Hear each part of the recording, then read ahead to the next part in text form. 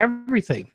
Now to be able to, just go ahead and speak into your phone, enunciate, and it will sit there and type it perfectly.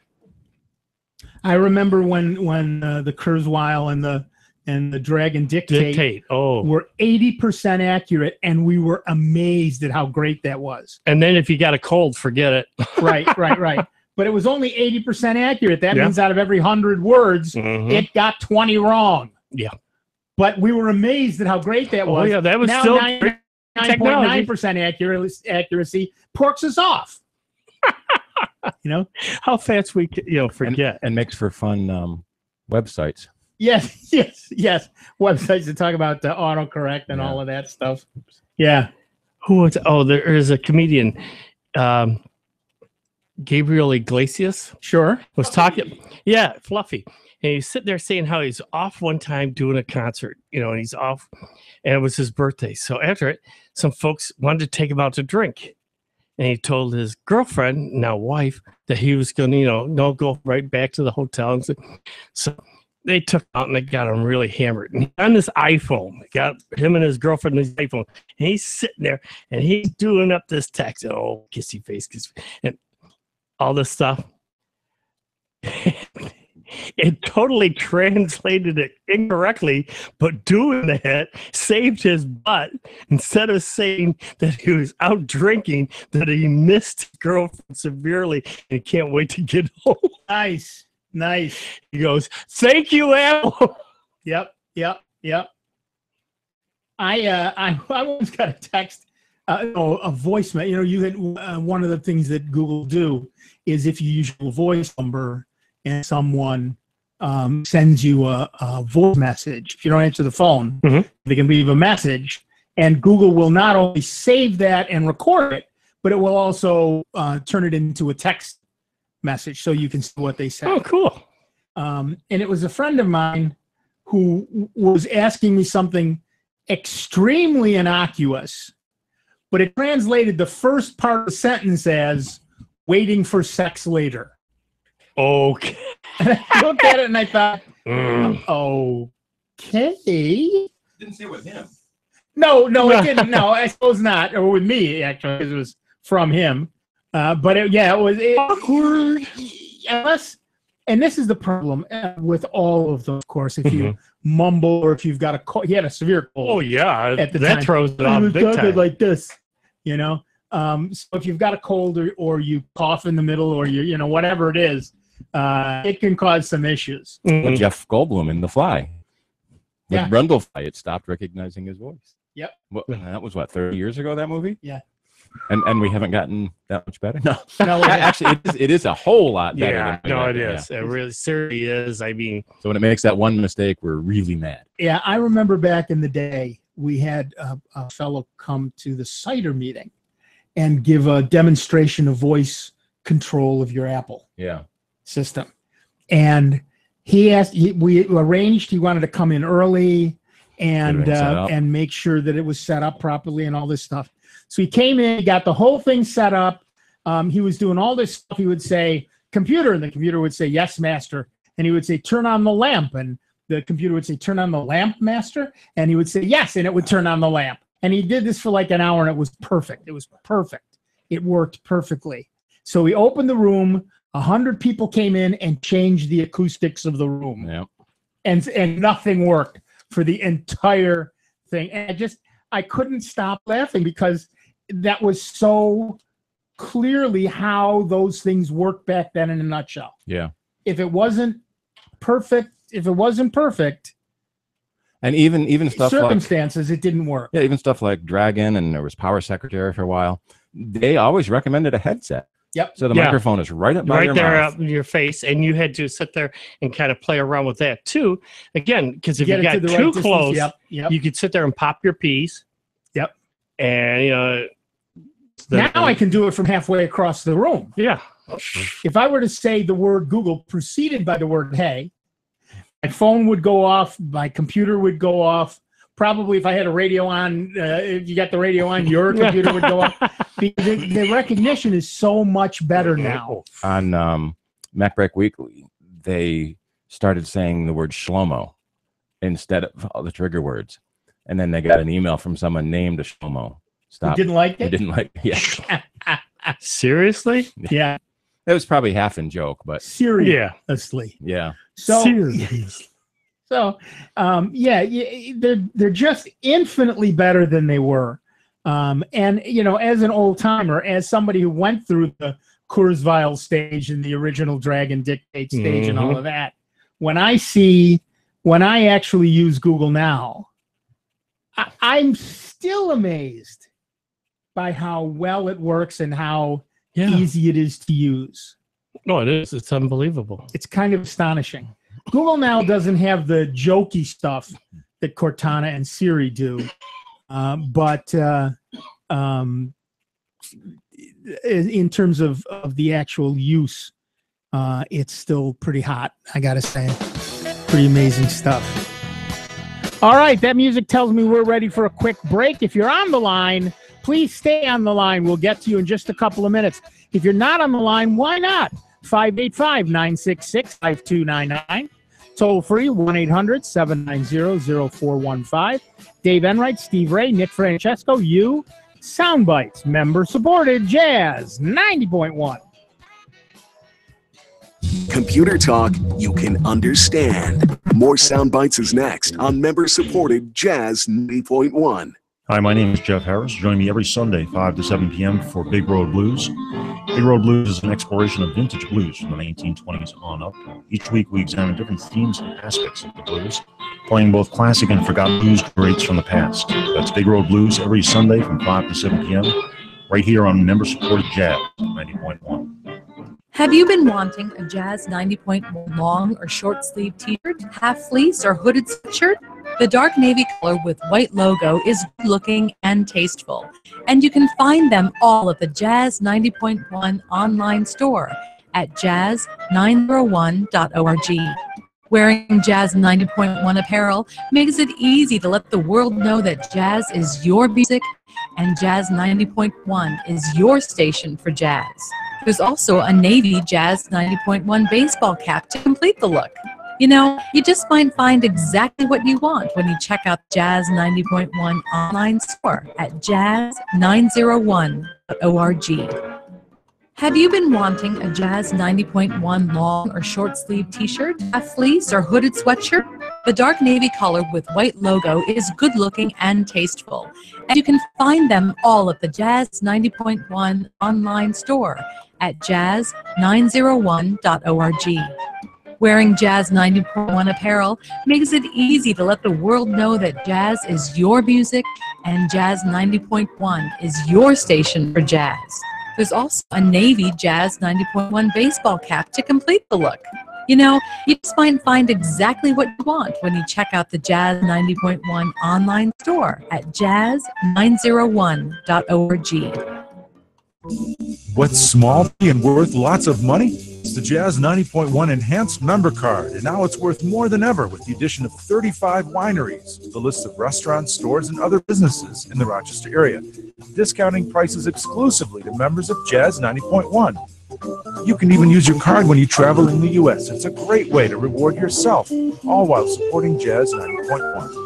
You don't have a Jazz 90.1 member card? Well, get one by making a pledge of support at the $90 10-cent level or above to Jazz 90.1. For more information on becoming a member, call 966-5299 or pledge online at jazz901.org.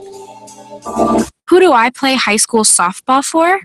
I play for my mom and dad who've never missed a game. Whether they're playing for their teammates, their classmates, or their community, high school student athletes in New York learn important lessons they'll use for the rest of their lives, like respect for the rules and the value of hard work and sacrifice. This message presented by the New York State Public High School Athletic Association and the New York State Athletic Administrators Association. I'm Homebuilder. Did you know there's a deadly, invisible radioactive gas that can seep through homes from underground? It's radon. Breathing radon can cause lung cancer. So protect your family. Talk to your builder. Tell them you want a healthier, safer, radon-resistant home. Learn more. Visit the EPA at epa.gov/radon. That's epa.gov/radon. And now, a check of your Jazz 90.1 weather forecast. Clouds and times of sun across Rochester, Western New York, and the Finger Lakes for the day today. Temperatures will top out near 80 for a high. Right along the water's edge of the Big Lake, look for highs in the lower 70s. Tonight, look for clouds, times of moonlight. That'll be the nearly full green corn moon. It'll be shining brightly. The overnight low temperature in the low 60s. Tomorrow, look for some sun and a pop-up shower, mainly south of Rochester. High temperatures in the low 80s. I'm meteorologist Josh Nichols for Jazz 90.1. Currently, we have partly cloudy skies, 75 degrees out at the airport, and 81 here at member-supported Jazz 90.1. Hi, this is Sid O'Connor. Join me tomorrow morning from 6 till 8 on member-supported Jazz 90.1. Welcome back, everybody. I'm Nick Francesco. I'm Dave Enright. I'm Steve Ray. And at 24 minutes after the hour, we are Sound Bytes, and we have Linda from Greece on the line. Hi, Linda. What's up? Great. It freaks me out when I didn't even say my name and Dave says Linda. And I thought to myself, that freaked me out. Linda, there's this thing called technology that they've had for around a while ago. It's called caller ID. Oh, but before you've always said, who's this? And I say Linda from Greece. I don't have to say that anymore. Well, it sometimes depends on it depends on whether the system is working. Okay. Question. Too bad you're not on my birthday. My birthday's tomorrow. Happy birthday. Yeah, I got a Windows 10 laptop, but I'm a little scared because I don't know Windows 10. Sure. What can you tell me about it? Should I like it or shouldn't I like it? Well, it's much closer to Windows 7 than it was to Windows 8. Okay. So if you're familiar with Windows 7, yeah, I am. Then you're really not going to have any trouble with it.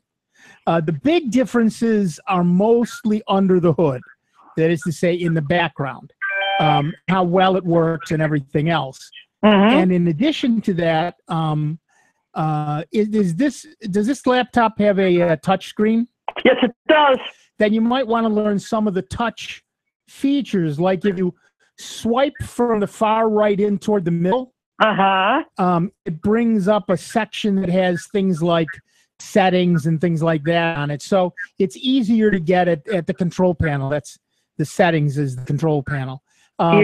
So those things are a little easier, but you can still get to all the same things in all the same ways you used to without any real problems, because everything that used to be there is still there. Why is it every 2 years they get something right? Well, yeah, I mean, every we other got Windows, Windows 7, we got Windows 8, nobody liked it. Now we got Windows 10. It seems like every 2 years they get it right. Why can't they do this every year? Well, the thing is, what they tried to do with Windows 8 is to make the entire experience across all their devices look identical. And the device they picked for everything else to look like was the phone, which was smart in the sense that the phone is the hardest one to do. So let's just make everything else look like the phone. But was kind of the stupidest one to do because nobody has the phone. I know. So they really just picked wrong. That's all. Yeah, I know. Yeah, so It was a strange case of Microsoft looking too far ahead. Eventually, everyone will have touchscreen devices and voice control, and but who's still going to want to be a long time away? They thought they could force it, and they can't. No, they can't. I mean, especially throwing it on a corporate desktop and telling folks, "Oh yeah, you can just reach over and swipe on the screen and all that," and we got to also retrain you on how to do Windows completely. No, I don't think so. In a lot of corporate environments, the screen is huge, but also far back enough that you can't reach it to swipe. Yeah, because the people want their desktops, some of them even have it mounted on a wall. That's exactly right. So certainly for laptops, it works, assuming you're not hooking an external monitor to your laptop. No. Right. So I would say give it a try. Don't be afraid of it. It's very much like Windows 7, and the things that are different, you can either ignore or learn as time goes on. Okay, now what is Cortana? Cortana is like Siri or Google Now. Oh. So you can, you can say, I forget how you start it. Don't anthropomorphize computers. They hate that. They hate that. Right. You can, like you can say, hey Siri, or the Google one. You can say the same about Cortana, and then ask questions like, how far away is the moon, or what time is my next appointment, or all of that stuff. So instead of typing a question into the web browser, you can ask. Well, you can also, down in the lower right there, you see that little bar. That's the Cortana bar. Mhm. And you can type stuff in there as well, but you don't have to. You can just speak your, and you've got a laptop, so I'm sure it has a microphone. So you can just speak you use the trigger phrase, which I'm pretty sure is hey followed by the word Cortana, I think. Okay. Is that how it starts? Did they say? Haven't seen yet. I forget what the trigger is, but once you've started that, then just like with Siri, you can ask it questions.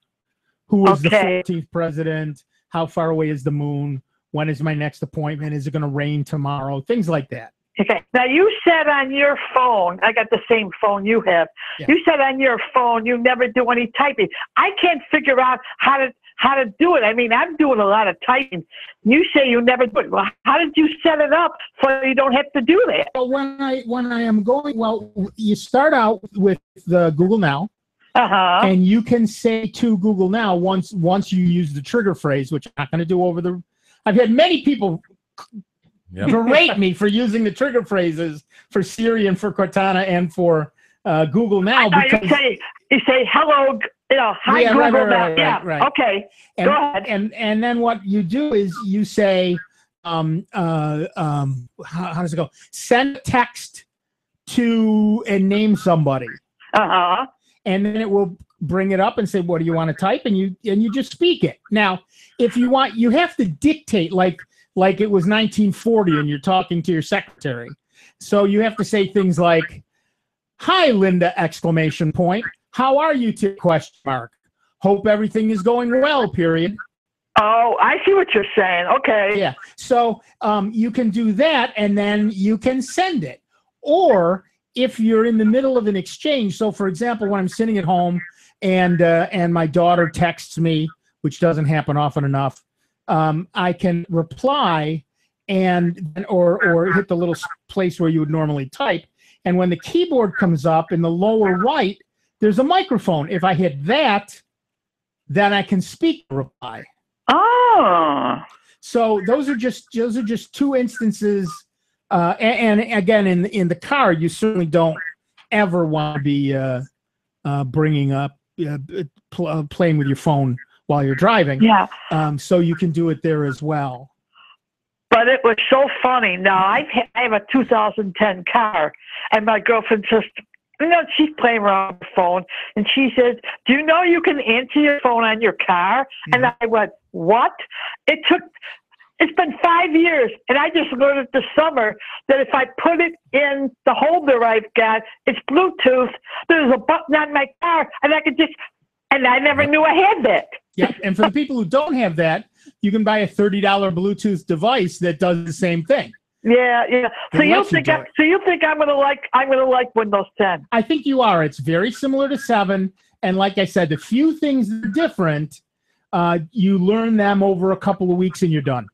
Okay. Oh, I went back to, remember I was a couple of weeks ago, maybe a month ago, I went back to the N router. Remember I was telling you I was having fun? Right. I love it. I got Netgear, and what I love about it, it gave me a password. Nice.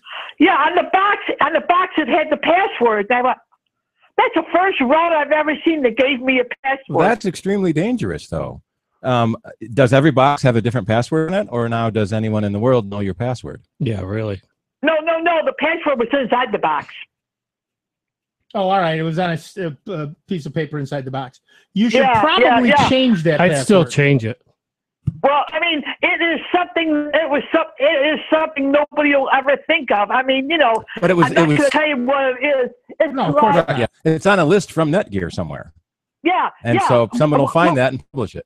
Yeah, I'm not going to tell you what mine is. I'm just going to make one up like Sunny Day 749. Right. Yeah, something that I would never think this. All right. Well, okay. I would still, personally, I would suggest you change it, but that's okay, one way or the other. Okay. Thank you, guys. All right. Thanks, Linda. It's like some of the routers that support that wireless protected setup. It may be wireless, but it is definitely not protected. And every pin, almost every pin is written on the bottom of the router. Yep. It was interesting. Steve Gibson on Security Now did a teardown of it. It's supposed to be 8 characters, right? Yeah. But they broke it down into 2 sets of 4. So it's really only a 4-digit pin they have to guess. And there's only 10,000 combinations. Right. And then there's a second 4-digit pin, but the 8th bit is a checksum. So there's really only 3 digits. That's only 1,000 guesses. Right. So you can break WPS in an hour, maybe. Yeah. With your pocket watch. Yeah. So if you have WPA2 is certainly better, but WPA not so much. well, no, this isn't the encryption. This is the wireless protected setup. Oh, right. You push a button on your router and on your computer, and they talk to each other. WPS, yeah. They talk to each other and say, "Okay, I've got the password. You're all set up, ready to go." If you have WPS on your router, turn it off immediately. It's so convenient because many of them just have a button. Yeah, but that means that because it can be broken so easily. Someone sitting out in the parking lot or on the road can break into your router too. Yep, I suggest to everybody that you regularly look at the logs from your router to see who's connecting to your router. And the only place you'll find them is on the router. But I suggest people do that regularly because otherwise you don't know who's broken into your system. Yeah. All right, back to the phones. Our next caller is Roger from Arundecoit, New York. Hi, Roger. What's up? Well, Nick, been living almost 2 weeks. Yeah. I got to agree with you. It is a great system. It is a stable system. It's buggy, but then again, so was XP when it was brand new. Right. But a couple of real rants I've got about it, and the number one was that they have something new on there called Groove Music. Yeah. And they want to make that the default for virtually every media.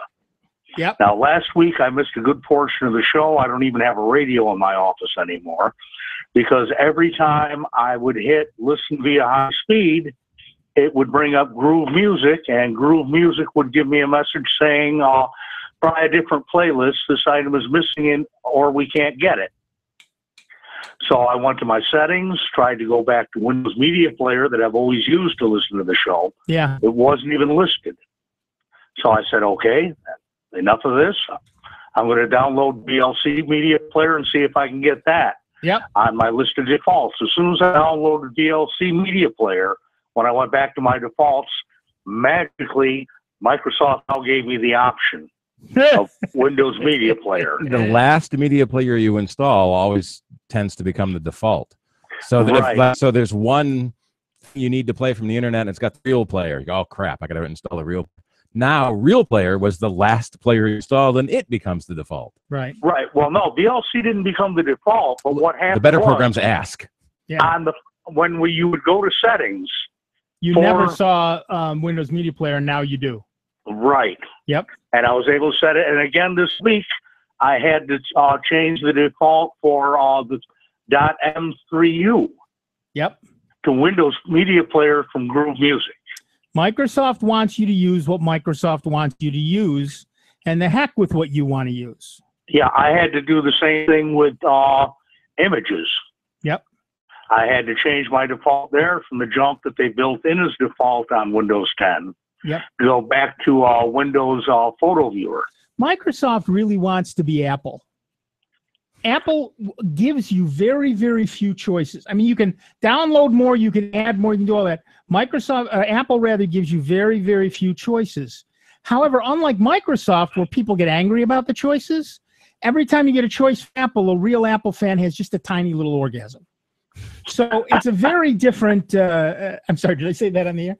It's a very different worldview between an Apple fan and a Microsoft user, you know? Well, they buried Internet Explorer.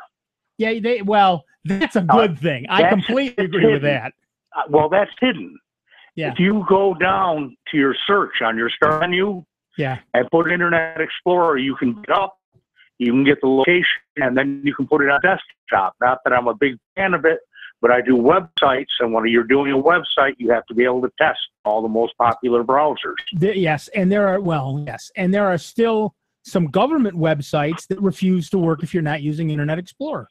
Right, and so you've got to look for that and find that. It can be a pain and things like that. Yep. The other question I've got is, how come no one is carrying microphones? What do you mean? I have Cortana, all right, on Windows 10. I just went to look for desktop microphones, and none of the big box stores stock them. Really? They did when I bought one. Yeah, I just bought one a while ago. I was online last night with Staples, Best Buy, Sometimes Office Max. Sometimes you have to look in the gaming section. Okay. Yeah. I mean, I don't want a headset microphone. I want something that just sits on the desk that I can talk to. Blue microphones are very, very good. Yep. I just went to Amazon and found the Logitech USB desktop microphone. The other thing you might want to check out is God Mode. I don't know if you've seen it yet or not. God Mode? God Mode for Windows 10. If you're looking to change your setting. Look, hang on. We got to take a break right now. Stay on the line. You can tell us about God Mode when we come back. Going to take a quick break, just a couple of minutes. Jazz 90.1. Online 24 hours a day, 7 days a week at soundbytes.org. More with Nick Francesco, Dave Enright, and Steve Ray next on member-supported Jazz 90.1. Sunday nights are Spectrum Sunday nights on Jazz 90.1. Spectrum Sunday nights. I'm up every morning with the sun. Start your evening at 7 with Jim McGrath and the Blues Spectrum, followed by the Soul Jazz Spectrum with Chankersaw at 9. Spectrum Sunday nights. Then the Spectrum with Derek Lucas at 10. From blues to soul jazz to the spirit of jazz. Join us Sunday nights starting at 7 for Spectrum Sunday nights only on Jazz 90.1. Spectrum Sunday nights. Hi, this is Kim Corcoran, hoping you'll join me on Sunday afternoons for Two on the Aisle, Broadway at its best. 2 hours of Broadway musicals. Classic shows like My Fair Lady, West Side Story. Classic composers like Rodgers and Hammerstein, Stephen Sondheim, and Lerner and Lowe. And all those fabulous performers like Ethel Merman, Carol Channing, Bernadette Peters. Well, we'll play them all. That's every Sunday from 3 to 5 p.m.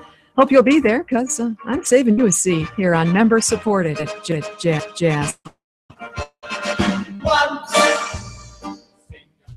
From beautiful blooms to vegetables and everything in between. Join me, Melinda Myers, and listen to Melinda's Garden Moments to find out how you can become an expert gardener right in your own backyard. Thursdays at 1:40 p.m. and Sundays at 11:40 a.m. Only on member-supported Jazz 90.1. All of us want to make a difference. As veterans, we committed to protect our country. We served and sacrificed for the things that mattered most. Those experiences shaped our lives. Now we're husbands, wives, parents, and friends. And sometimes we forget that the biggest challenge can be asking for support. The Veterans Crisis Line is here for veterans. Dial 1-800-273-8255 and press 1. It matters. If you like music, I have it for you. Jazz, blues, R&B, soul, and Latin. Hi, I'm Paul Conley, also known as The Doctor. Join me on Jazz Overnight right after the Spectrum every Monday morning from 1 a.m. to 6 a.m. on your member-supported radio station, Jazz 90.1 and Jazz901.org. Hearing loss is a growing health issue, with an estimated 1.1 billion young people worldwide at risk of developing the condition. Limit exposure to loud noises and use ear protection when attending sporting events or concerts. Limit earbud headphones to no more than 60 minutes at a time and at 60% of the volume. And talk to your primary care physician or other health professional to get a hearing test. Go to www.hearingloss.org. Here's the latest Jazz 90.1 weather forecast. Clouds and times of sun across Rochester, Western New York, and the Finger Lakes for the day today. Temperatures will top out near 80 for a high. Right along the water's edge of the Big Lake, look for highs in the lower 70s. Tonight, look for clouds, times of moonlight. That'll be the nearly full green corn moon. It'll be shining brightly. The overnight low temperature in the low 60s. Tomorrow, look for some sun and a pop-up shower, mainly south of Rochester. High temperatures in the low 80s. I'm meteorologist Josh Nichols for Jazz 90.1. Currently, we have partly cloudy skies, 75 degrees out at the airport, and 80 here at member-supported Jazz 90.1. Hi, my name's Rick Petrie, host of North Star Sounds, every Tuesday night from 10 to 12 on member-supported Jazz 90.1. Welcome back, everybody. I'm Nick Francesco. I'm Dave Enright. And I'm Steve Ray. And at 44 minutes after the hour, we have Roger on the line telling us about God mode. Okay, in one Windows quick 10. note before we get to God mode in Windows 10. We're talking about IE and Edge. Yeah. Yeah. Edge, Microsoft has finally accomplished one thing. Unlike the mistake they made with Millennium Edition, they finally figured out crap is a four-letter word, but it's not spelled Edge. Yeah. It's nice. it's slower and more awkward than IE ever was. Yeah. I had to re-download a website, import it from the web after doing a clean install for Windows 10, Yeah. and it scrambled the whole thing. Wow. Even tech support couldn't straighten it out. I just had to redo it. Wow. So Edge is junk. But God mode is kind of neat. It basically takes, you know how your settings are split in Windows 10 between settings or control panel. Right. It takes everything that is in settings, everything that is control panel, and puts it on one great big long list. And if you're using classic shell start menu instead of the Windows start menu, Yep. when you roll your cursor over, it throws out a side menu that you can scroll down in alphabetical order of everything. Yep. It's very cool. Steve has put up a link on the Soundbites website as to how to activate it. But Yeah, it's very easy. You just copy and paste God mode with the folder number right. God into mode a dot folder, and number. boom, it comes up. Right. But people, I want you to pay attention to what I'm about to say. God mode is just that. It is very powerful, and you can royally screw up your system if you do something wrong. So unless you know what you're doing, or you don't mind turning your entire computer into a brick, don't play with God mode. There you go. All right. Thanks, Roger. Okay, Nick. Thanks a lot. We appreciate it. Thanks. That's one of the problems with telling people about features like this. They will want to go play around with it, and then somehow it's our fault when they screw it up. Yeah. Do not play with God mode. Just don't do it. You don't want to. You shouldn't. Stay away from it. Only if you really know what you're doing should you have anything to do with God mode at all. So be very careful about doing something like that. And oh yeah, Roger, I just wanted to remind you that, like I said, at Amazon, I found the Logitech USB desktop microphone. There seems to be, you don't want the $105 one, but they have some for like $20. $20, so which is probably closer to what you want. And that's the one they probably have in the store. $105. What does it do? Your shopping? All right, back to the phones. Our next caller is Dennis from Rochester, New York. Welcome, Dennis. What's up? Hi, guys. I've got a box that's going to be my secondary machine, so I don't feel bad about trying to put Windows 10 on it. What I want to know is it's a single core processor, maybe 1.3 gigahertz, 4 gigs of memory. Is that going to run Windows 10 okay, or not? What's the megahertz? Say again? What's the speed on the processor? 1.3 gigahertz. Okay. And you've got 4 gigs of RAM? Yes. Yes, it will run it. But it'll It's be not going to be slow. your fastest machine. Yeah.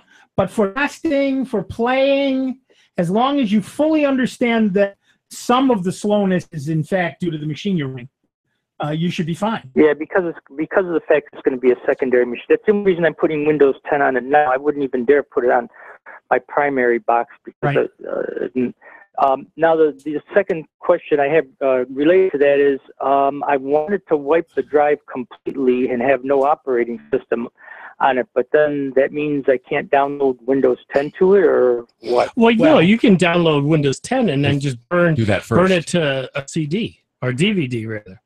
Yeah, you can burn Windows 10 to a DVD.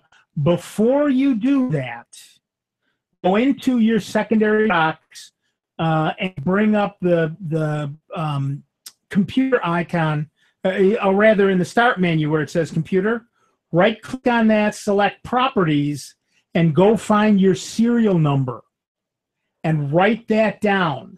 Serial number of the box? Of Windows, the activation number, the serial number. All right. Because it will require that when you install it, and if you don't have it, then you cannot install it. Microsoft will expect you to buy one. Even if my drive is wiped totally clean and there's no operating system on it? It will, and there in particular, if you're upgrading a system, then it'll just grab the serial number from the current version of Windows. Because what it'll do is it'll go out and verify that that is a legitimate number and come back and say, okay, yep, you're good to go. I bet that this image you're downloading is upgrade only and not new install. I wonder. I'm looking on Microsoft's website. I think it is. I think I've talked to people who've done a clean install with it. But then you got to put in a Windows 10 product key. No, you have to put in a Windows product key. So that's why. That's 7 or 8.1. Yeah. Right. That's why I'm most of them are on either the side of the machine or on laptops on the bottom. On the bottom where they get rubbed off and you can't read them. Well, they've gotten smarter and putting it in where the battery is stored. Now the problem may be that Windows product key in system. It is the product key, not the license key. I've run into that a lot. Oh, I don't know. You've got to have the license key. License key. I got a license key. Also, Dennis, there was something else I was going to say about the license key that was also very important. Now, my assumption is that this is indeed a legitimate copy of Windows 7 or 8.1. For those of you listening, however, if you are under the impression it may not be a fully legitimate number, like you bought an OEM copy off the internet, you may well run into the fact that Microsoft will reject that number. Okay, that's not going to be my problem. Right. I need to know how to format that drive, wipe it without taking it out of the box. How should I do that? There is a program called Derek's Boot and Nuke, DBAN, dban.org, that you download, you burn to a flash drive or CD, and then you boot that drive in order to erase the internal drive. Okay. Now, you guys talking about burning stuff to a drive and burning Windows 10 to a CD or DVD or whatever, so I can put it on this blank hard drive. I tried that with Ubuntu once, and the machine wouldn't boot from the DVD. So am I missing something here? Well, probably most people don't actually burn properly. Or what you hold on a second. What you download is an ISO. Okay. And then you can't just copy that to the disk like it was a file. Okay. What you have to use is a program that will take that ISO and turn it into a bootable CD and burn it to the disk. And where will I find that? There are, almost every program that you have that will copy files to a DVD will do that. You just have to pick the right option. So copy files is wrong. Right. Make a bootable CD or DVD is the correct choice. Okay. And then the other feature that might not have worked for you that maybe you were missing is on boot up. Normally, your machine is set to default to boot to the hard drive. Mm-hmm. Normally in boot up, if you hit a lot of machines are now doing F12. If you hit F12, it presents you with a menu. Or F8 or F2, depending on your machine. Well, F8, yeah. But it'll say, do you want to boot off the USB? Do you want to boot off the DVD player? Or it'll give you options. So that's where you would, if you put this DVD in or USB, depending on what you use, you can then select boot off that particular device. Okay. It looks like the Windows 10 ISO has a USB or DVD burning program built in. Oh. So you download the ISO on your current Windows, mount it, and then run setup. Stick in your USB drive, and it makes a bootable installer for you. Okay, so what I'm going to do is take my primary box, which is I'm not going to change. I'm going to download the ISO with the bootable that does a self sort of thing, as you were just saying, I think, and get that on a DVD, and then I can put it on my secondary box, which has the drive wiped, and make sure it's booting from the DVD, or I know what you're talking about, because I go into the BIOS and I make that the first place it Right. looks. You do it that way as well. Now, the other thing to remember, just make sure we get all our ducks in a row here. Make sure that your primary machine indeed has a DVD burner, and that your secondary machine has a DVD reader. It will be much faster to use a USB flash drive. Right. I was about to say, if it doesn't have those, or if you want to do it fast. How many gigs would I need for 8? I get my one, which is pretty small these days for USB drives. Yeah, my flash drive is exactly 8 gigabytes. Is that going to be a problem? It will erase everything on it. Well, yeah, that's okay. But I mean, do you need a little spare change in there? It actually is like 7.8. Okay. So it should fit on an 8 gig drive without any trouble. Okay, that's great. All right, thanks, guys. All right, thank you. Yeah, what we're talking about here, for those of you who are not ready for this yet and haven't paid attention, we're talking about creating an ISO image, a bootable disk for Windows 10. That's not a bad thing to do as a disaster recovery feature as well. Create the bootable disk, write your serial number on it, and make sure, by the way, that you keep that safe, your license key on it. Make sure you keep that safe, because if somebody else uses that license key, your machine will be deactivated. So only one license key is usable at a time. And unfortunately, that happens all the time when people buy, cheap programs over the internet. Yeah. If it's too cheap, there's something wrong. Windows 8 for $20 or Microsoft Office for $30. Now, that wasn't a problem for Windows XP or 7 or even 8, but it is a problem for 10. Microsoft is now checking very, very tight. Every time you boot up, Microsoft checks to see that you have a legitimate number and that you're the only one using it. So be careful. The other advantage of making a bootable USB flash drive, Mac, Windows, anything, is you can then install it on multiple computers without waiting for that 7 gig file to download again and again and again. Right. Now, again, you have to have a different license key for each machine. Right. But you can use the same installation media, because it'll come and ask you for the license key.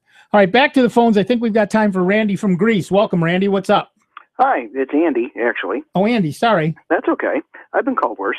Real quick, a couple years ago, I think, you mentioned that one way you were getting rid of robocallers on your phone answering machine at home was to put on the disconnected phone tones. Yep. Does that still work? It did for me. Okay. It does for me. Okay.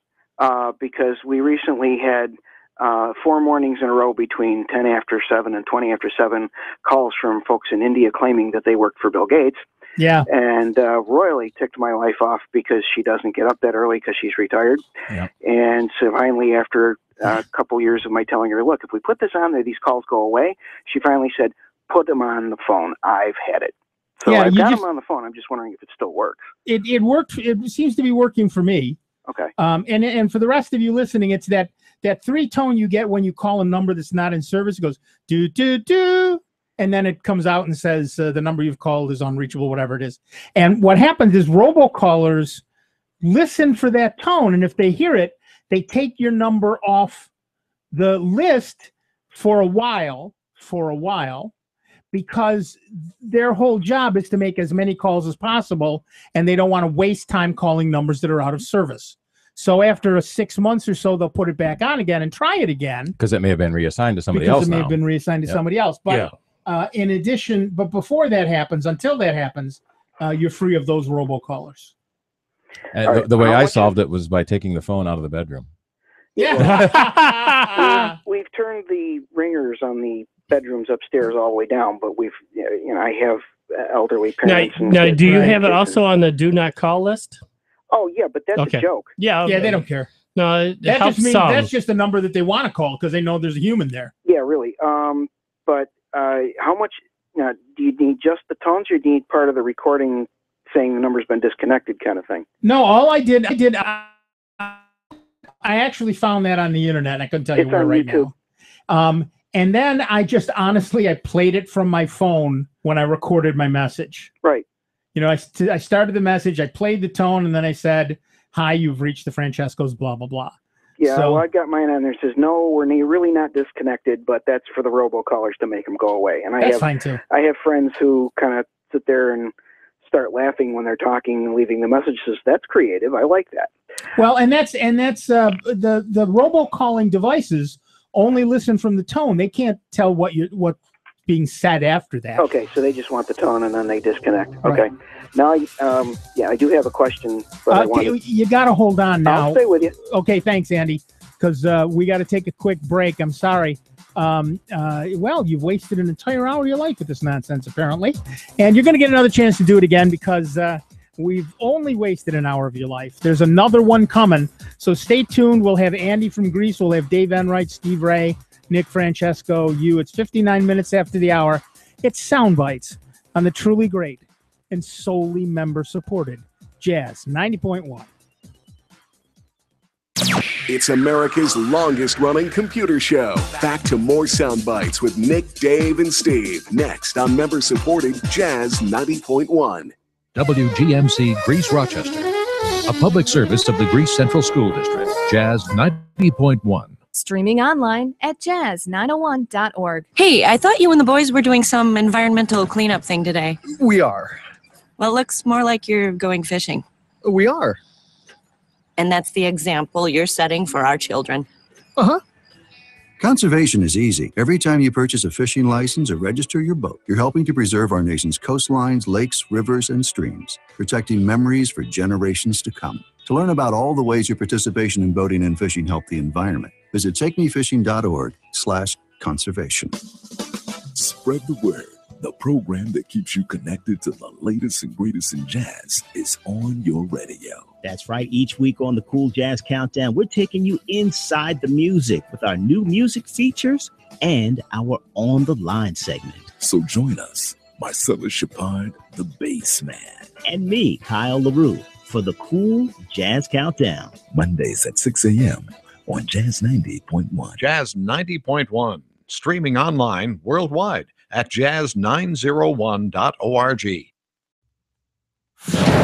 Police in Texas are questioning a man in connection with last night's fatal shooting of a sheriff's deputy. The Harris County Sheriff's Office says somebody came up behind Deputy Darren Goforth and shot him to death, shooting him several times about 25 miles northwest of Houston. Sheriff Ron Hickman says it's a difficult time for the department. It strikes us in the heart just to simply be a target because you wear a badge and for no other reason hits you where you live. The National Hurricane Center says Erica isn't a tropical storm anymore, downgraded to a tropical depression. Here's meteorologist John Trout. The National Hurricane Center no longer issuing a storm track, but residents of South Florida are keeping an eye on the system as they are sometimes known to re-energize over the warm waters of the Gulf of Mexico. The sound of New Orleans today.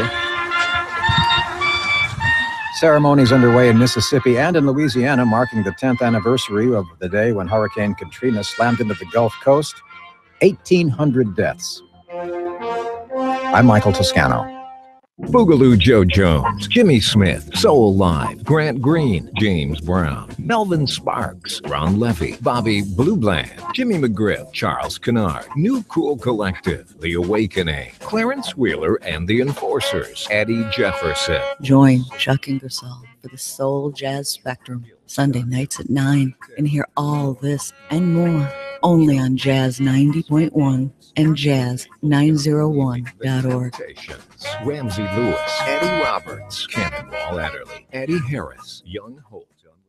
Every year, millions of children experience traumatic events. With help, they can bounce back and recover. You can help change the course of a life. for tools and resources to help children recover and thrive. Visit our website, samhsa.gov/child-trauma. Brought to you by the U.S. Department of Health and Human Services. Great wine, live jazz, beautiful art, and delicious food. It's all part of the annual Jazz 90.1 Evening of Wine, Jazz, and Art, presented by Greece Community Broadcasting Incorporated on Thursday, October 8th at Artisan Works. Come enjoy this gala fundraising event to benefit Jazz 90.1. Tickets are on sale now and can be purchased by calling 966-2660 or online at www.jazz901.org. All right, everybody in the car, let's go. What are we going to do first when we get there, Mom? Go for a hike? Sure. What about canoeing? Can we go canoeing too? I don't see why. How long does it take to get to the forest? It's not that far, sweetie. Are we there yet? Yep, we're here. Already? It's a short drive from your neighborhood to your naturehood. Visit discovertheforest.org to find a neighborhood park or green space near you. Brought to you by the Ad Council and the U.S. Forest Service. Welcome back to America's longest-running computer show, Sound Bytes, on member-supported Jazz 90.1. Get online now. Call 966-JAZZ. That's 966-5299. Toll-free 800-790-0415. Or submit your question by email at soundbytes.org. Once again, here's Nick Francesco, Dave Enright, and Steve Ray on member-supported Jazz 90.1. Welcome back, everybody. I'm Nick Francesco. I'm Dave Enright. And I'm Steve Ray. And at 4 minutes after the hour, we're hurtling headlong into the second hour of the longest-running computer show in the known universe. Sound Bites on member-supported Jazz 90.1. And we have Andy from Greece still on the line. Hi, Andy. What's your question? Okay. 2 weeks ago, maybe 3 now, you were talking about the Hackers Convention and how they can get into Linux boxes and Windows boxes and Macs, but haven't been able to break a Google Chromebook yet. Yeah. Does that mean a Chromebook is more secure than the other 3 platforms? And should I be looking at doing like my online bill paying using a Chromebook rather than my Windows 7 box? Well, yes and no. And here's why. The Chromebook is inherently much, much, much more secure than the others for any number of reasons. I'm not going to go into the whole litany right here. But so from that standpoint, you won't have keyloggers on it. You won't have any kind of spyware on it, that sort of fare. Mm-hmm. But once you get off that box and onto the internet, then every machine is the same. Okay. Okay, so as long as your machine is clean, we're now looking at you've got to use a secure connection to the internet. That's the HTTPS, not just the HTTP. Then you have to worry about how secure your bank is. Sadly, we know none of them are. Aren't you just a ray of sunshine? I am. Me and Pollyanna. We could have a segment called the Breach of the Week, but it would be boring because there'd be so many of them every week. It'd take up the whole 2 hours. We only have 2 hours, right? Exactly. You know, the definition of Pollyanna: dive into a pile of horse manure hoping to find the pony. So yeah, there's this thing called Pwn to Own they do every year, and generally speaking, the Mac falls first, followed by the Windows machine, followed by the Linux machine. Sometimes it takes days to get to the Linux machine, but so far nobody's cracked the Chromebook. And what's interesting is the Chrome browser has been cracked, but because on a Chromebook there's nothing there besides the browser, it's hard to do anything once you've got the browser cracked. Right. There's nowhere you can't steal any passwords or any of that stuff. None of that is there. And they still haven't actually cracked the box itself. But basically, a Chromebook, of course, is nothing but a giant browser in a box. Mm-hmm. And that not only makes it inherently secure, but a terrible target, because once you're in there, what are you going to do? Go to the internet? Yeah, you're not going to get anything. Right. So... well, then you're back to the regular phishing scams, like putting up a fake, you're infected with a virus, call us and give us money. Right, but so far at least, anybody who actually owns a Chromebook is probably savvy enough to know they can't get a virus. Yeah. So yeah, so that's one of the things. I personally love my Chromebook. 99% of what I do is on the internet these days, including manage most of my websites. So I can do almost everything I want to do. It is a little more convenient only because I've built up the tools over 20 years of using Linux to use my desktop, but I can do everything I want to do on a Chromebook. It's real easy, it's real fast, it's real convenient. But if you're one of those people who absolutely must be using a program that was written only for Windows, then that's clearly, or for the Mac, then that's clearly not going to be something you can use. Because of the inherent security of the Chrome browser too, that had the highest bounty, $75,000 for hacking into Chrome. And they did. Like 75,000 reasons. Yeah. Yeah. So they broke the browser, not the Chromebook. Mm-hmm. Right. Interesting. Okay, you'd said that, and I was in the car driving, listening, and I was like, I got to call and ask him whether that means that should be the method I use to pay things or whatever. Well, and the other beautiful thing about Chromebooks is they're pretty inexpensive. So you can buy a Chromebook for under $200. Yeah, well, I got one for Christmas, and I've been very happy with it because it's small, it's portable. I don't really. I go out through my in-home wireless network, so I didn't register it separately. Right. I don't carry computers with me, so that's not other than my phone. So it's not really a problem. And I find that it's nice because I can be watching TV and kind of going through the email, getting rid of the 90% of the garbage that I don't read or want while commercials are on. Yep. And it seems that I'm having more and more time to go after emails I don't want because there seem to be more and more commercial.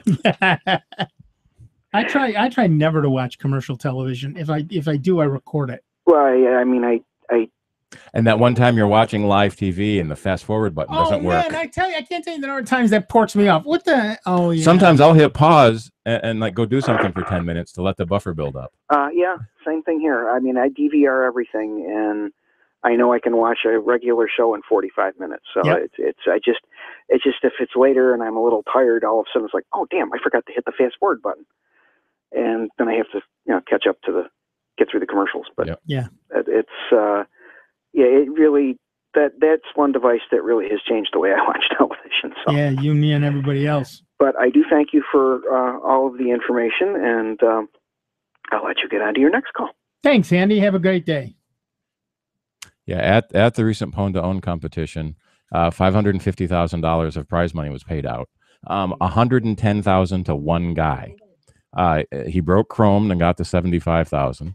There was an extra $25,000 rider to get system privileges, and another $10,000 for proving it worked against the stable and beta versions. So one guy pocketed $110,000, and that's why the platform it was on. It was on Windows, though. On right? Windows, yeah. And that's one of the problems that I'm really annoyed at is a lot of the researchers who find these bugs wait for these contests to win money.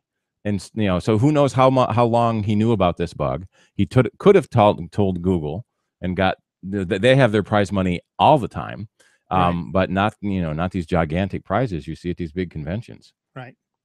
Okay, back to the phones. Our next caller is Bodan from Rochester, New York. Gentlemen, good afternoon. How are you? I got a question, one quick one, and that is in regards to Time Warner Cable's Roadrunner. I do have a email account with them, and then lately I was getting issues where I could not I could not receive the email. So I went in and I had to change one of the settings for the address for the incoming mail. Anybody else have this kind of issue that you heard of? Because I'm surprised that my Outlook program had me change the one of the settings, and I had no notification from Roadrunner. We have had several people run into this issue, and what I am guessing, this is purely a guess, they are debranding Roadrunner. The license agreement with Warner Brothers apparently ran out, and so now when you look on their website, there's almost no Roadrunner brand. It's Time Warner Internet.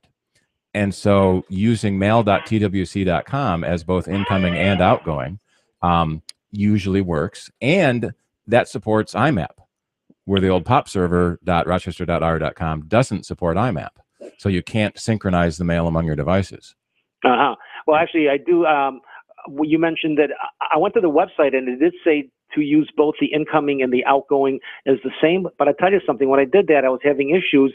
And currently for the servers, I do show my incoming at pop-server.rochester.rr.com, but the outgoing is mail.twc.com. And I did a couple of tests and it does work. I can send and I can reply and stuff like that. But I was just wondering, I was curious to see what happened. And I don't remember ever receiving an email from them informing me to change my settings in the servers and stuff like that. No, I'm sure you didn't. Well, I don't know. I also had to change the outgoing, the port number from whatever it was to a higher one. So probably 587. Yeah. And that's because some ISPs block mail ports. Frontier is sort of notorious for blocking port 25. They don't want you to run a mail server. So you run it up at 587. And it's so silly. You put it to 587 and it works fine. Right. If they really wanted to block it, they could. Hey, guys, I have one more question. Actually, this is more towards Steve in regards to my employer recently purchased a bunch of brand new Apple computers, including the video editing program called Final Cut Pro. The question is, after we've been using that program for a number of hours, it seems to slow down. I mean, I know how to, on a PC, to clear up the cache, to clear out the maybe temporary internet files or something like that. What advice, Steve, can you tell me to clean out the cache on an Apple machine or temp files or anything like that? That's all handled automatically during the night by a cron job running terminal scripts. First question is, how much memory does the computer have? Can't answer that question. Don't know. Yeah. That's oftentimes what it is that you're filling up your memory. Quitting the program and relaunching will clear that out. Basically close down Final Cut Pro and reopen it again? Yeah, that can help. Or reboot the whole computer too. Okay. There are a couple of programs. I'm trying to remember the one that I like most because I don't use it much anymore. But I don't have the authority as an administrator to download any new programs and install them on that, so that's going to be an issue. So you'll have to run the script from the terminal. Let me find the terminal command. Can you get to the terminal? They might not let you get to the terminal either. I'm not sure. I thought it'd be something simple like, there's a setting someplace in the Apple computer where you can delete the cache or, like for example, run the cleanup on a PC. Yeah, there is. There's a command. It's sudo periodic daily, weekly, monthly. There's a script that runs every day that cleans the computer, a different one that runs every week, and a different one that runs every month. But if you're going to run sudo, then you need to have the password. You need to have your so it has to be an administrator that runs the maintenance program. So if they set it up for once a week, and then on Thursday and Friday we got a lot of stuff done on the computer, and it's not clearing it out. Right. Well, there's a daily one that runs every day. Okay. And a weekly one and a monthly one. So what question should I ask my computer administrator? I can post this article. There are programs you can install that will do it for you. The ones they have listed are fairly old. If you know which cache it is, and it should just be the one big one, you can ask your administrator to create a cron job to clean that cache. There already is. Well, I'm saying to create a cron job that you can run or that runs every hour. To spawn. Well, say once a day at least at a non-critical time. What I just thought of is there's a safe boot, similar to Windows, where you boot with the Shift key held down, and that clears your caches. It clears your system caches, your font caches, clears everything off. Doesn't load any extra kernel extensions, so it's a very quick, clean boot for diagnostic purposes. I can reboot I can restart the computer. Yeah. So while I'm doing that, we'll just hold down the Shift key. Hold down the Shift key. Yep. And then when you get to the login window, just restart, and it will do a full boot. But everything has been cleared in the meantime. All right, I could try that to see if that gives me a little extra oomph later in the day or later in the week. And adding RAM never hurts either, especially for Final Cut. Yeah. Okay. Well, that's something the bosses have to figure out. Yep. Right. All right, gentlemen. Thank you for your advice. All right. Thanks. Good luck. So yeah, there's Onyx. Onyx. That's the program I've been trying to think of. There you go. But it's still a program you have to download and install, and it needs administrator privileges. Right. And your administrator, I suppose, could install it and give you rights to run it. Yeah. That would do it as well. ONYX. Steve will put up a link to that. It's from France. It's from France. Which just reminds me of the new State Farm commercials with the cone heads. Yeah. Hey, we're in Pretty space. fun stuff. No. Look, France. It's kind of fun. They're bringing those things back. That's the generation that's buying insurance these days. So that makes a great deal of sense. Bringing back all that old stuff. I wonder what the next generations will be. Maybe the Pickles kids will be adults, and the Rugrats children will be Well, adults. they're already doing a Full House recasting. All the original cast is back, and they're remaking. No, not all the cast. Oh, who's missing? The Olsen twins. Oh, really? Yeah. I hadn't read that. Yeah, the Olsen twins, last I heard, were not coming back. Everybody else is, not the Olsen twins. Well, they grew up and didn't get cute, and they had to bring in that new baby, right? Yeah, exactly. All right, listen, we're going to take a quick break. We'll be back in just a couple of minutes. So give us a call, 585-966-5299, 1-800-790-0415. It's Sound Bites on member-supported Jazz 90.1. Computer talk you can understand. More Sound Bites is next on member-supported Jazz 90.1. Hi, this is Dick Robinson. If you're having a hard time finding the music you love, the Great American Songbook, join me, will you, for American Standards by the Sea. We think it's the best music ever recorded, and you can hear it every week. Listen Sunday mornings at 10, Tuesday nights at 6, right here on member-supported Jazz 90.1. Dick Robinson's American Standard.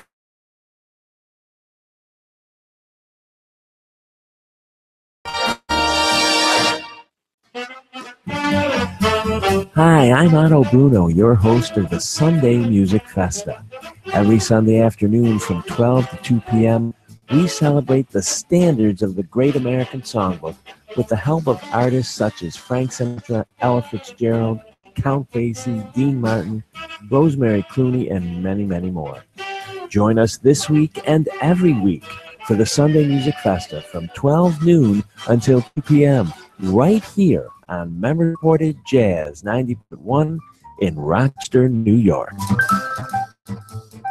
Ready to become a member of Jazz 90.1? It's easy to do, and it feels so good.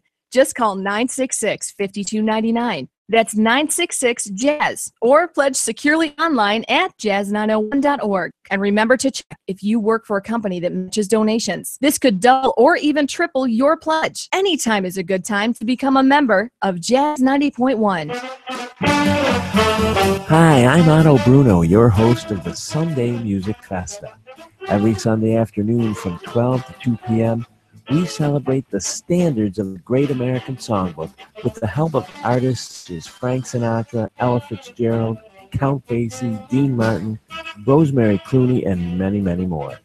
Join us this week and every week for the Sunday Music Festa from 12 noon until 2 p.m. right here on member-supported Jazz 90.1 in Rochester, New York. I'm a home builder. Did you know there's a deadly invisible radioactive gas that can seep into homes from underground? It's radon. Breathing radon can cause lung cancer. So protect your family. Talk to your builder. Tell them you want a healthier, safer, radon-resistant home.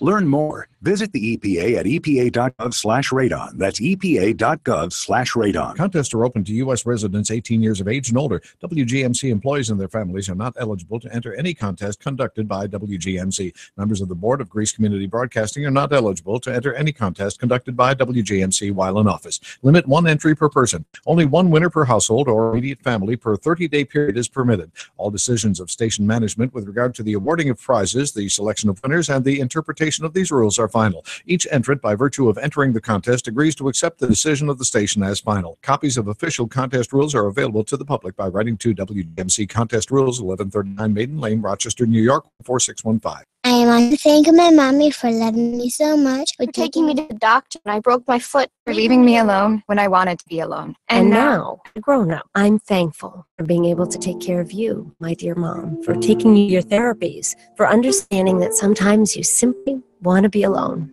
Roles change without us noticing. That's why AARP gives you the information to provide even better care for your loved one. Visit aarp.org/caregiving. Brought to you by AARP and the Ad Council. Jazz 90.1 weather.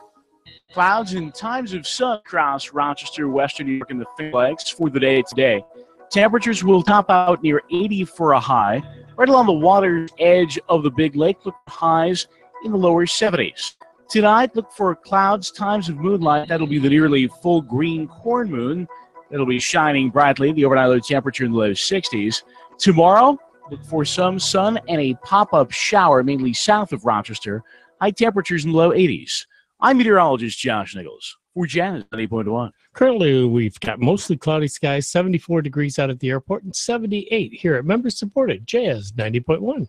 This is Mike Velasquez. Join me Mondays from 10 p.m. till 2 a.m. on member-supported Jazz 90.1.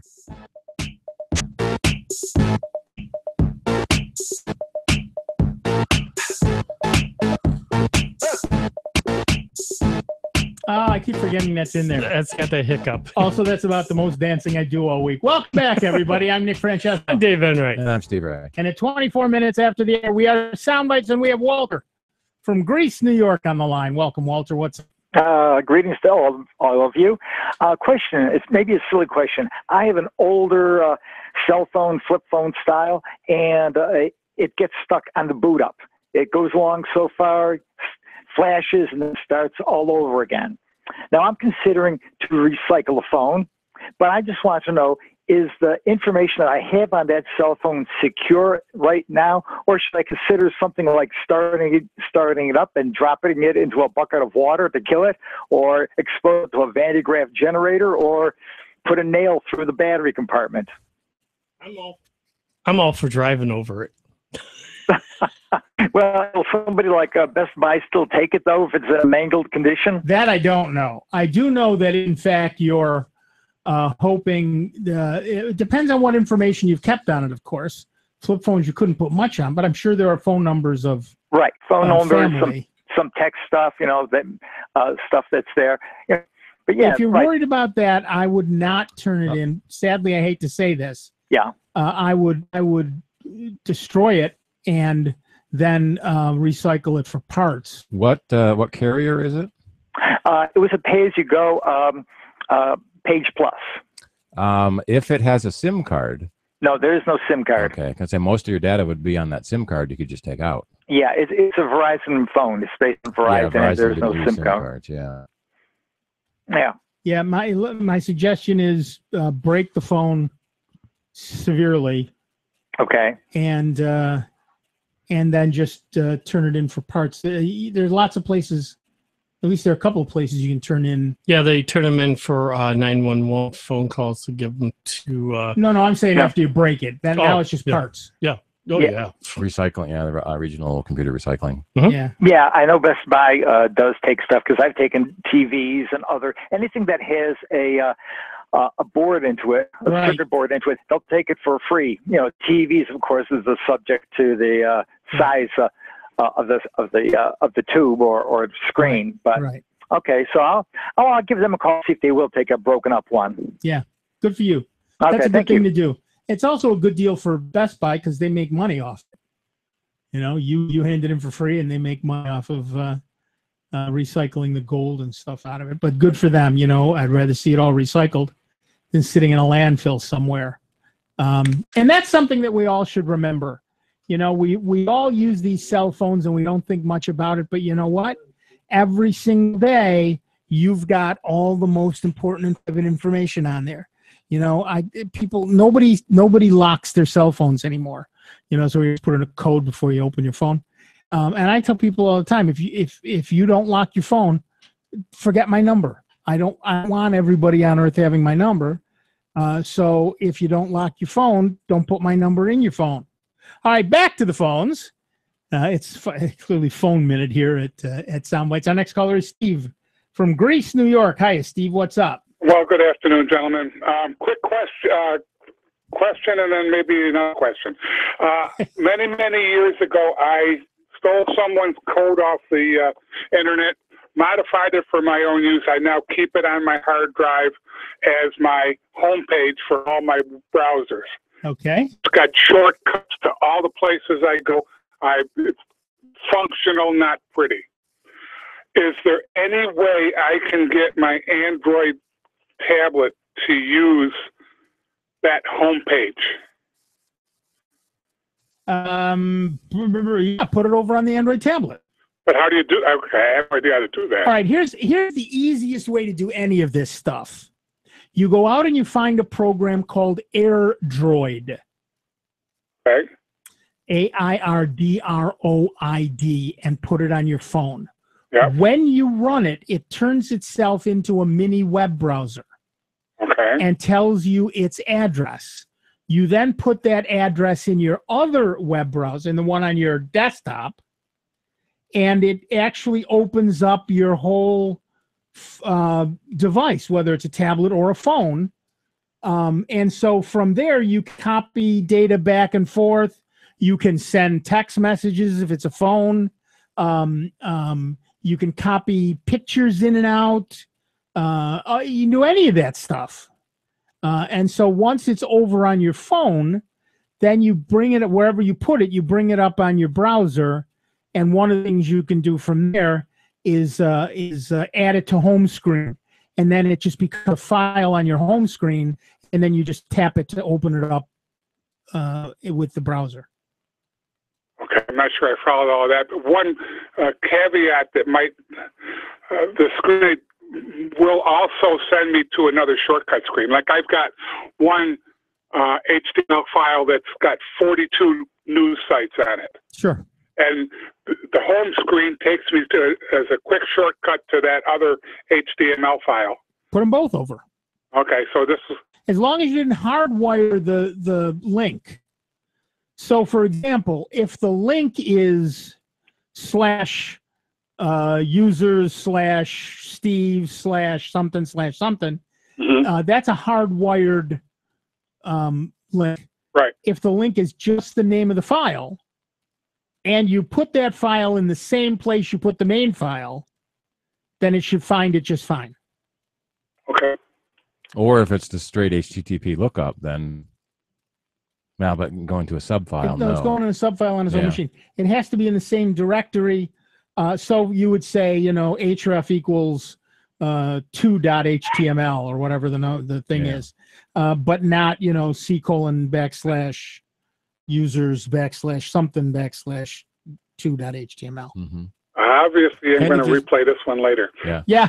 Can he email the file to himself on the Android he could. and That get it to takes the file longer. system? It takes longer and it works. Yeah. AirDroid is an amazing product, and I recommend it to everybody. It makes it so easy to move files back and forth, to move music back and forth. I move my ringtones back and forth that way. It's Mac, Windows, web, and Android. Yeah. So you can have a Windows PC and move it to your Android. Wow. Well, yeah. Yeah. Well, you run a product on Android or Mac OS, and then using a web browser on any other system. I use it on Linux. You can use it on Windows. You can use it on a Mac. Well, why would you have an Android phone if you had a Mac? But still, and then you just are going to it with a web browser. So it'll come up and it'll say, oh, it's 92.168.1.159 :8888, and you just type in 192.168.1.159 :8888 into your web browser, hit enter, and bang, it's up and it's running. Then save it as a bookmark. And then, you move the file over to the machine.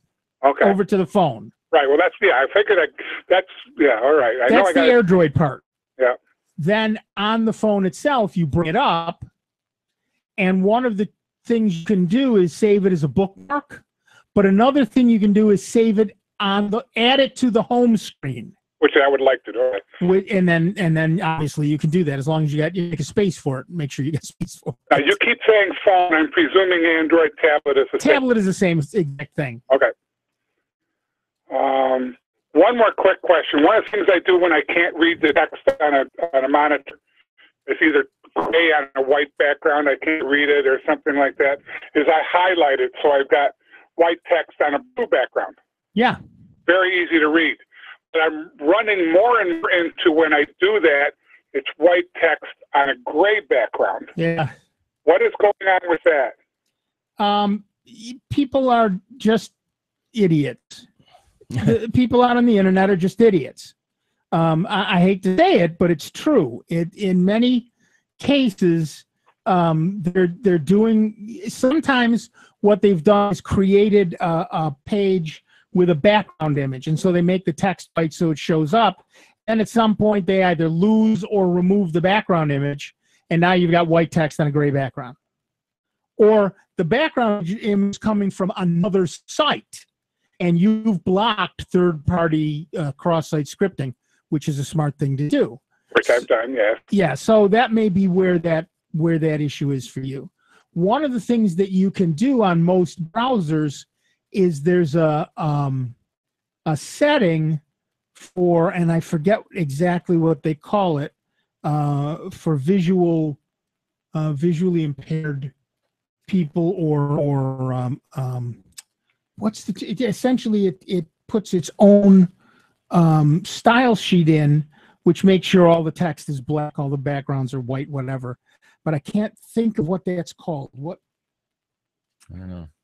I can't think of what that's called. I'll think about it and get back to you at some point on that. But if somebody else knows what I'm talking about, please, for God's sake, call in. You can set up your browser to not accept, to basically, you override their text and make it your default.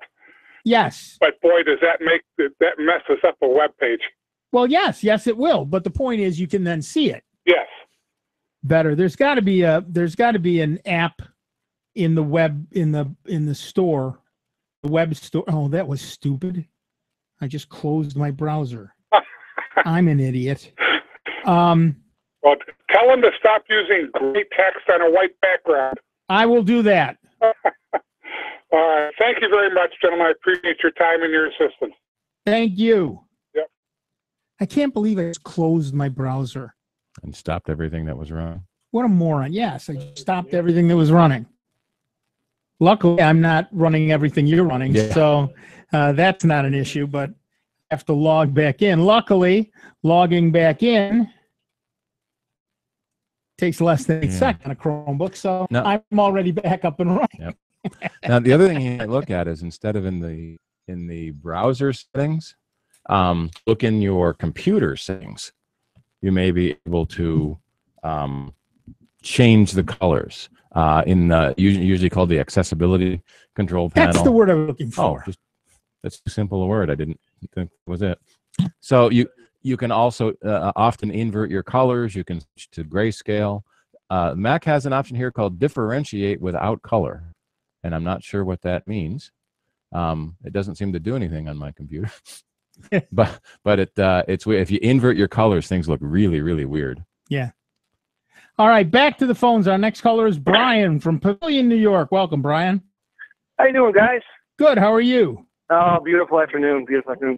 Hey, I'm a member, so I think I can ask these questions. Are we going to see a return of a thicker archive for Soundbites? The stickers archive? Yeah, your archives, the Soundbites archives. Yeah. In the process, and it seems to be a fairly long and involved process, and most of it is my fault. We're in the process of moving Soundbites to a new server, and in order to do that, I pulled most of the archive because moving it will be a lot easier without them in the zip file. And then once it's in the new place, I'll just put them all back. So yes, they're all coming back. Unfortunately, until I move it to the new site, I'm not going to do that. Okay, that's cool. I was hoping that's a better answer. I thought it was going to be a money thing or some such thing, but that's cool. I am moving the sites, and I'm anybody who'd like to donate to the upkeep of the site, there's a button on the site. It's the new place is much more expensive, but it does. I could do Patreon. That would be interesting. But the new site does give me unlimited storage, and I will be testing that. Okay, cool. I do enjoy those archives just for entertainment now, as opposed to like informational. Right. But it's cool. Thanks. I appreciate hearing that. Thank you. And like I said, they will be back up, but please be patient until I can actually move the site. And because it's a friggin' WordPress site, it's not as easy. Although somebody gave me a pointer to a program I haven't really looked at yet, but it's called something. Yeah, what it does is it starts with a D, and I'll find it in a second. What it does is it duplicator for WordPress, and what it does is it takes your entire WordPress site and turns it into a zip file. You then move that and another little file over to your new machine, run the other little PHP file, and it unzips WordPress, recreates your database, does everything for you. I'm going to test that before I actually run it, but it seems to do that. And as you can imagine, that zip file is going to be fairly sizable, and my plan is to do it without the giant Soundbytes archive, so that it moves, it unzips faster and everything else.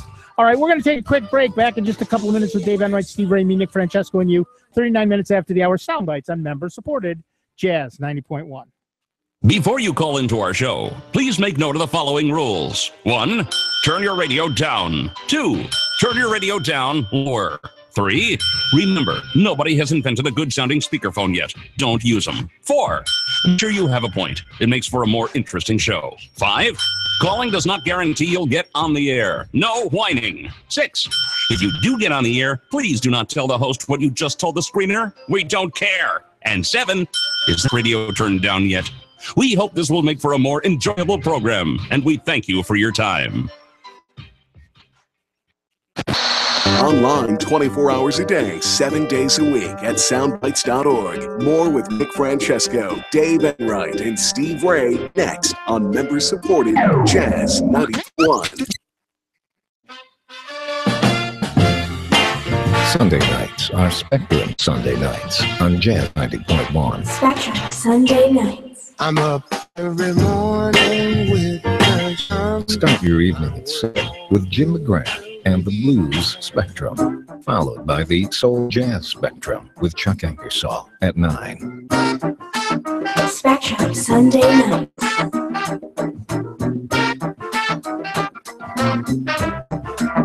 Then The Spectrum with Derek Lucas at 10. From blues to soul jazz to the spirit of jazz, join us Sunday nights starting at 7 for Spectrum Sunday nights, only on Jazz 90.1. Spectrum Sunday nights. Follow Jazz 90.1 on Instagram at WGMC Jazz 901. SSS.gov presents good advice from Dad. Do that. Dad's advice is usually pretty simple. Don't do that. Here's Dad on important topics like ask out that girl you like. Do that. On asking out her sister. Don't do that. Now here's Dad on going to SS.gov and registering with Selective Service when a young man turns 18. Do that. See? Dad knows it's the law and that registering will preserve your eligibility for college loans and government jobs. Go to SSS.gov today and register. Do that. Follow Jazz 90.1 on Twitter at 901Jazz. Follow Jazz 90.1 on Facebook at facebook.com/Jazz901FM. The success of a business depends on its ability to offer value, a great quality product or service for the right price. Businesses themselves need to get value for the things they need as well. As an underwriter of Jazz 90.1, you can get the word out about your business, what you do, where you are, and how to reach you. Underwriting messages are straightforward, simple, and easy to remember. Underwriting at Jazz 90.1 is a great way to promote your business while supporting public jazz radio. For more information, call the Jazz 90.1 business office today at 966-2660.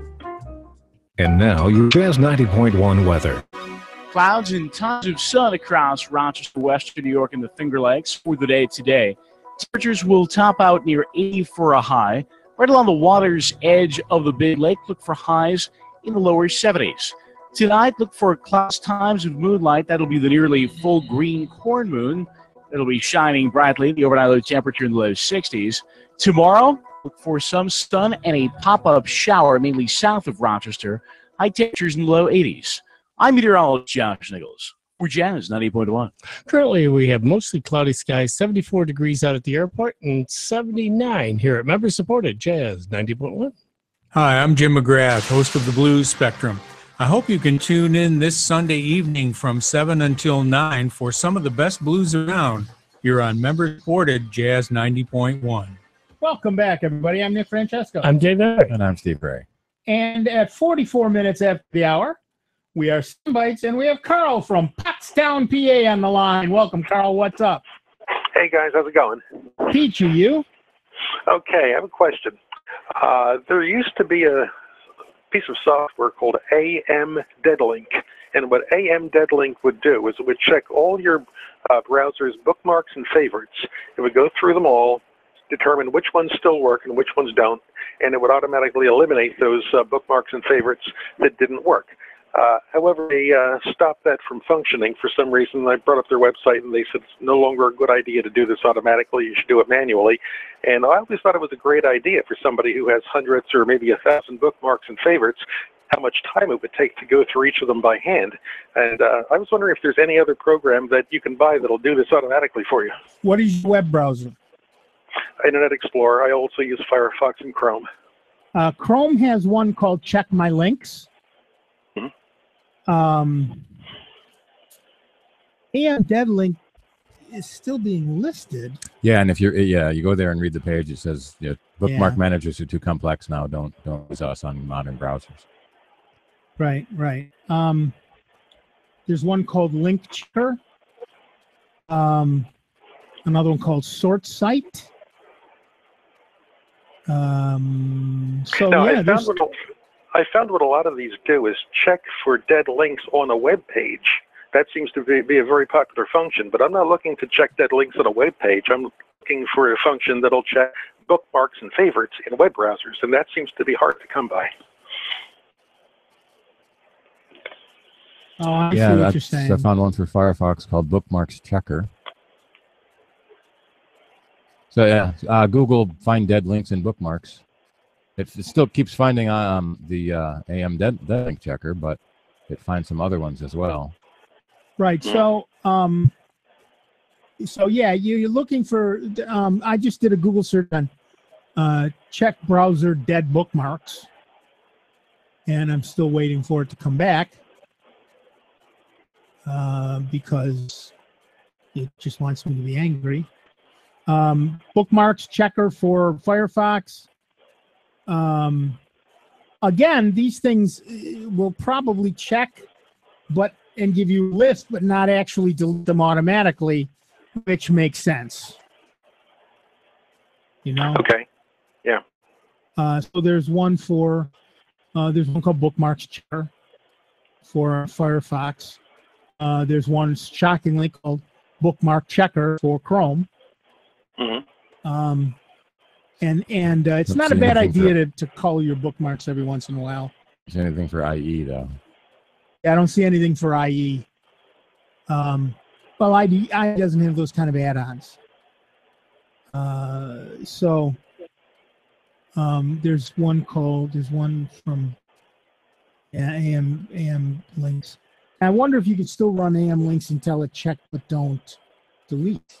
That would be safe. That would be safe. Right. And just list them. The bookmark page is just it's either a web page itself, an HTML file itself, or it's an XML file. So depending on which version of whatever you're running. So it shouldn't be difficult to actually write a program that would do those checks. Mm-hmm. I just don't necessarily know of one. But you can do Check browser, dead bookmarks, Internet Explorer. Of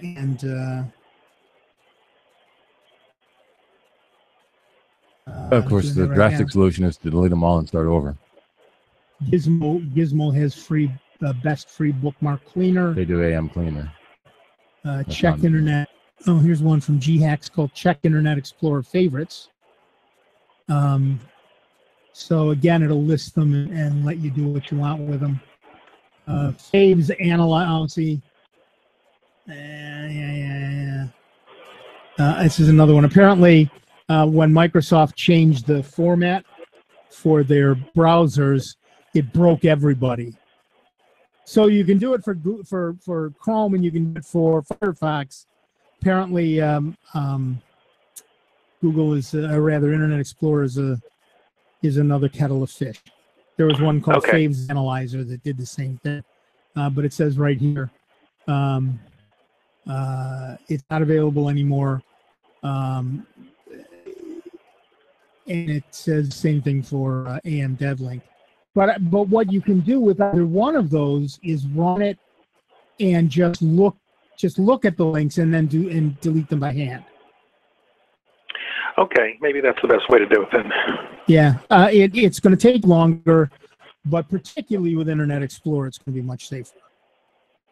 Yeah, the thing I was thinking is if I could find one that would work and that would delete bookmarks and favorites automatically, maybe I could find one for Firefox or Chrome, and then once that's done, I could synchronize all the bookmarks between the three browsers I mentioned, and they'd all be the same. Well, there you go.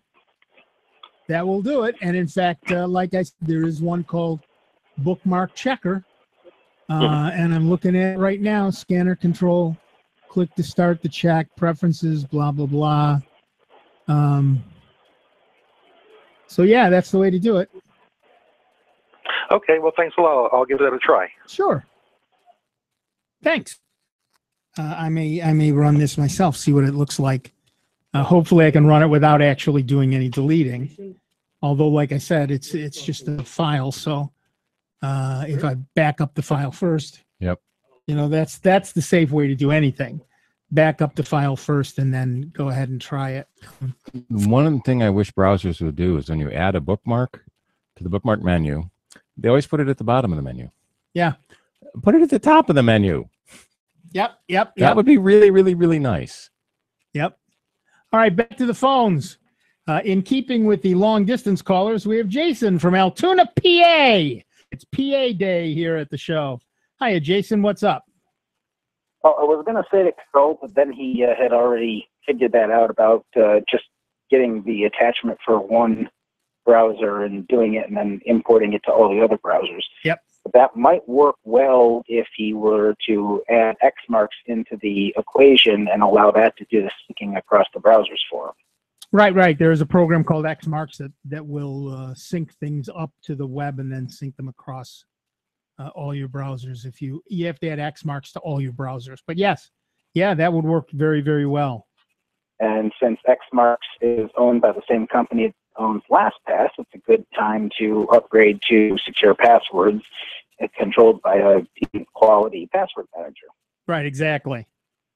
What I was calling for was I had heard you make the little comment there, and it caught my attention just when you said it about using Patreon for the site support. Yeah. And I want to second that wholeheartedly. I use that to support Tom Merritt's Daily Tech News Show, which is a great daily podcast to keep you in the spirit. And I would love it if you guys could get Rob to consider opening up a Patreon account for the station, too.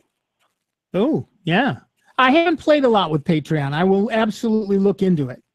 Yeah, the station uses a system called Quick Pledge, which is separate from Patreon.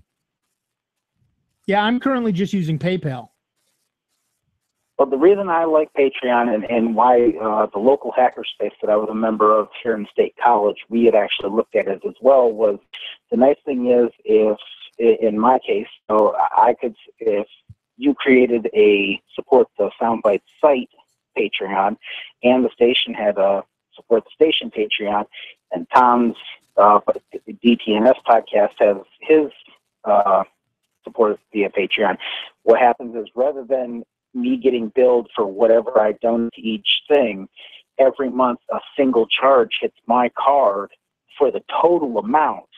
And then, which also makes it nice because rather than with the credit cards, you have that flat piece of fee and then the percentage on top of that. That flat percentage gets made up amongst everybody rather than everybody having to pay that full flat fee themselves too. Nice. So yeah, that would allow me to throw $1 your way, throw a couple of dollars towards the station's way, throw whatever I'm donating to Tom his way, and everybody would be happier. So that's nice. They send you one bill for all the different things that you're supporting. Yeah, and there are hundreds. Somebody was thinking there. Yeah, that's a good sign. So it was just something. The way you mentioned it, it kind of sounded like one of those things. It's a good idea, but I'm too busy for it. I just want to throw a vote there that you should at least take a look at it and see if it isn't something that it shouldn't be truly considered. Oh, I appreciate that. I will definitely look into that and see what I can do. I'm looking at their website now. They've got a bunch of cool stuff, but I'll have to read up about what it is and how it works and blah blah blah blah blah. So that's great. Thank you. I'm pretty excited about this. Heaven knows, at this point I could certainly. Yeah. Now that I've retired. And you have all this free time. Yeah. Well, no, keeping all these websites paid for is a little harder than it used to be. So yeah. But you might even be able to create one for Ask Nick where people get to $1 or $2 every week or every month or whatever they decide. That's the nice thing about Patreon is it's not so nice for you guys, but it is nice for those of us who are trying to support a lot of people rather than being stuck with a $5 pledge to everybody or whatever they decide is the minimum. I can throw what I can afford for you guys. Right. And then I have to pay a fee to be part of it? Or they take a piece of the action, or how does that work? I believe the fees are similar to what you would do through PayPal, but you would have to double check that yourself. All right, I will. Thanks. All right, thank you so much. We're done for another week. I want to thank everyone who called in. I want to apologize to all those who we did not get. Please call earlier and more often next week. Don't go away, though, because George is about to play the best German music you'll hear all week. Michael is here to keep him on the straight and narrow, and we'll be back next week with Dave Enright, Steve Ray, me, Nick Francesco, and you. It is 55 minutes after the hour, and you've been listening to the longest-running computer show in the known and unknown universe. It's Sound Bites on member-supported Jazz 90.1. See you in 166 hours. Here are the Jazz 90.1 Club Calendar highlights for Saturday, August 29th.